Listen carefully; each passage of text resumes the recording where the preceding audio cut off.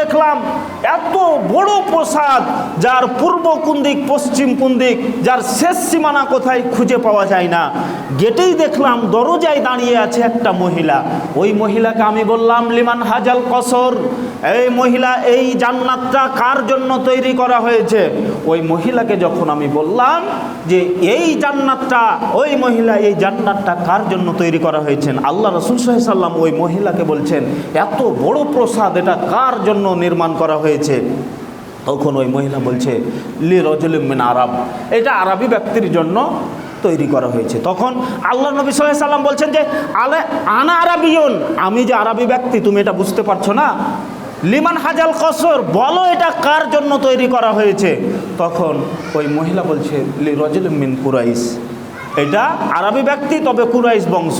তখন আল্লাহ নবী সাল্লাল্লাহু আলাইহি ওয়াসাল্লাম বলছেন যে আরে আনা কুরাইশুন লিমান হাজাল কসর, আমি কুরাইশ বংশ, তুমি বলো না এটা কার জন্য তৈরি করা হয়েছে? তখন তিনি বললেন, হুয়া উম্মতি মুহাম্মদ, এটা মুহাম্মদ সাল্লাল্লাহু আলাইহি সাল্লামের একটা উম্মতের জন্য নির্মাণ করা হয়েছে। তখন আল্লাহ নবী সাল্লাল্লাহু আলাইহি সাল্লাম বলছেন যে, ও মহিলা, তুমি আমাকে এখনও চিনতে পারোনি? আরে যার কথা বলছো যে মুহাম্মদ সাল্লাল্লাহু আলাইহি সাল্লাম, আরে আনা মুহাম্মাদুন, আমি মুহাম্মদ সাল্লাল্লাহু আলাইহি সাল্লাম, লিমান হাজাল কসর, এটা বলো না কার জন্য তৈরি করা হয়েছে? তখন আল্লাহ নবী সাল্লাল্লাহু আলাইহি সাল্লামকে ওই মহিলা বলছেন, হুয়া উম্মতি মুহাম্মদ উমর ইবনে খাত্তাব, এইটা আল্লাহ রাসূল সাল্লাল্লাহু আলাইহি সাল্লামের এক উম্মতের জন্য, যার নাম হচ্ছে উমর ইবনে খাত্তাব, এটা তার জন্য নির্মাণ করা হয়েছে। কিন্তু আল্লাহ রাসূলের মানে মনের উদ্দেশ্য ছিল যে এইটা বলবে যে এটা হচ্ছে মুহাম্মদ সাল্লাল্লাহু আলাইহি সাল্লামের। কিন্তু আল্লাহ রাসূল সাল্লাল্লাহু আলাইহি সাল্লাম পরের দিন যখন উমরের সাথে দেখা হলো, উমরকে বললেন যে উমর, আজকে রাত্রে তোমার জান্নাত দেখে এসেছি আমি, তো আমার মন চাচ্ছিল যে জান্নাতের ভিতরে আমি প্রবেশ করব, তো আমার মনে বাধা দিল যে এত বড় মানুষের অনুমতি ছাড়া জান্নাতে প্রবেশ করব।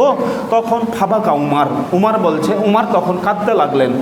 ওমর বললেন, আল্লাহর নবী, আপনি যদি আমার এই জান্নাতটা দেখে আসতেন তাহলে আমি কি আপনাকে বাধা দিতাম? আপনাকে কি আমি, আপনার প্রতি কি আমি হিংসা করতাম, বিদ্বেষ করতাম? তখন আল্লাহর নবী সাল্লাল্লাহু আলাইহি ওয়াসাল্লাম জান্নাত দেখে নাই, কিন্তু আল্লাহ রাসূল সাল্লাল্লাহু আলাইহি ওয়াসাল্লাম বুঝাতে চাইলেন যে ওই জাহেলি যুগে যারা শ্রেষ্ঠ ছিল, এরা ইসলামে প্রবেশ করার পরে এরা আবার শ্রেষ্ঠ হবে যদি আল্লাহর বিধিবিধান যদি মান্য করে। আল্লাহর বিধান যদি মান্য করে তাহলে এরাই হবে শ্রেষ্ঠ মানুষ, এরাই হবে শ্রেষ্ঠ জীব। ওই যুগের জাহেলি যুগের অভ্যাস, ওই জীবন্ত নারী পুঁতে দেওয়া, এটা হচ্ছে ওদের কালচার, এটা কোনো ব্যাপারই না।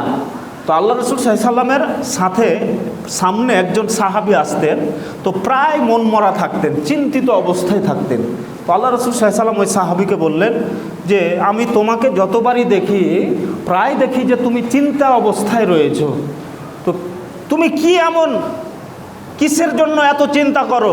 তখন ওই সাহাবী বলছেন যে আল্লাহর নবী, আমি আমার এই হাত দিয়ে, ফাবাকা, তিনি তখন কাঁদতে লাগলেন।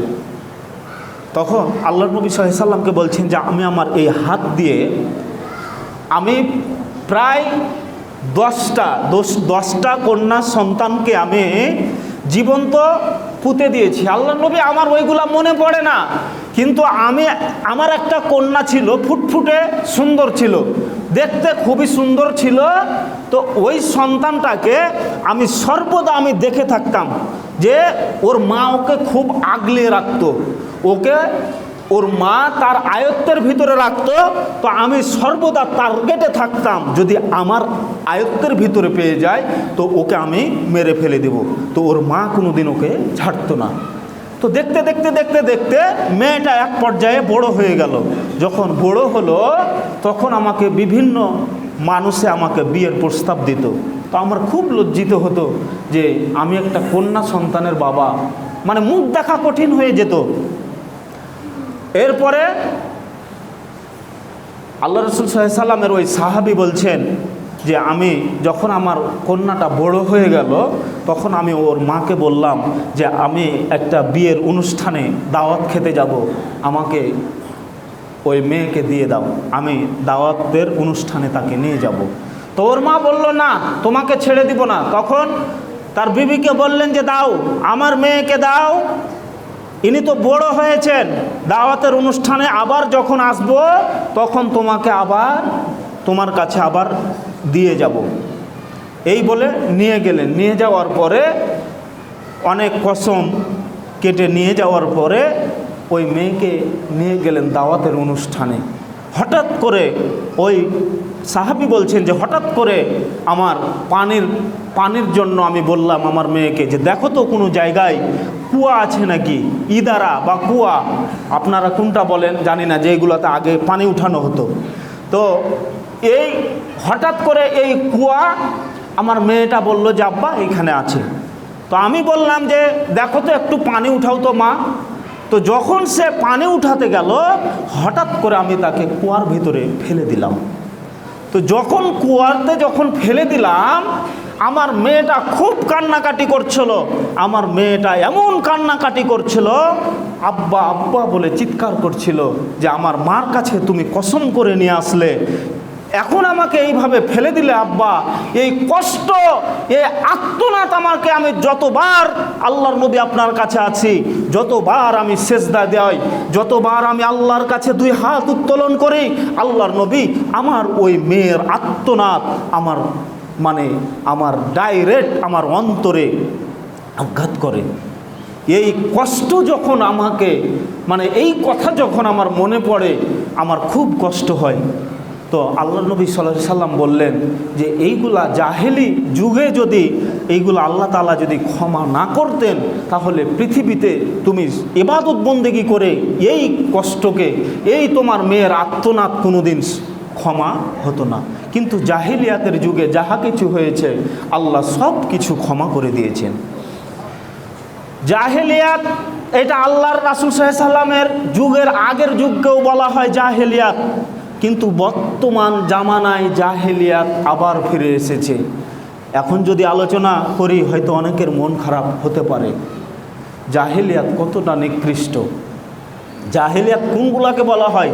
যেইগুলাকে হারাম ছিল এইগুলাকে আল্লাহ রাসূল হালাল ছিল, আল্লাহ রাসূল আসার পরে যেইগুলাকে হালাল করেছেন এইগুলাকে হারাম হিসাবে আবার গ্রহণ করা।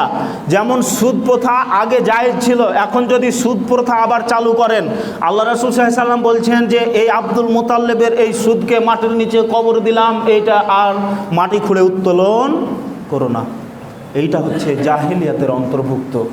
জাহেলিয়াত এমন নিকৃষ্ট, এমন খারাপ, এটার বলার শেষ নাই।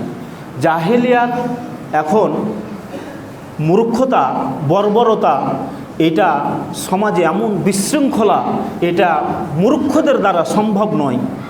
শিক্ষিত মানুষ যত ক্ষতি করে, ইসলামে যত ক্ষতি করে, এখন পর্যন্ত যত ক্ষতি করছে করবে, মূর্খ মানুষের দ্বারা সম্ভব নয়। বলতে পারেন কিসের?